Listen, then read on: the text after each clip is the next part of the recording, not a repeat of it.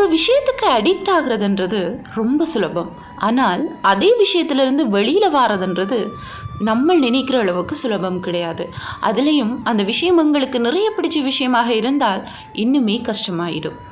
ஆகவே இந்த ஒரு சூழலுக்கு ஒரு அழகான கவிதை சொன்னால் அது எப்படி இருக்கும்? உன்னிடமிருந்து வரும்போது மட்டும், உன்னிடமிருந்து வெகு தூரம் செல்வதற்காகவே குடிக்கத் தொடங்கினேன். நிறைய புத்தகங்கள் படிக்கத் தொடங்கினேன். இசை கேட்கத் தொடங்கினேன்.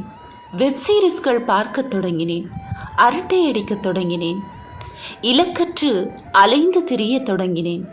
கும்பல்களுக்கு நடுவில் இருக்கத் தொடங்கினேன். எவ்வளவு முயன்றும் உன்னை விட்டு போகும் நடையில் இன்னும் நான் ஒரு தெரு கூட கடந்த பாடில்லை. உன்னை விட்டு நான் போகும் தூரம் உண்மையில் நிலவுக்கு போகும் தூரமா என்ன தெரியவில்லை எனக்கு.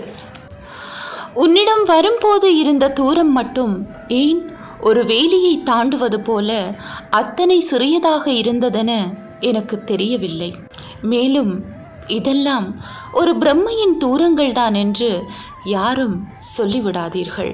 மேலும் இதெல்லாம் ஒரு பிரம்மையின் தூரங்கள் மட்டும்தான் என்று யாரும் சொல்லிவிடாதீர்கள்.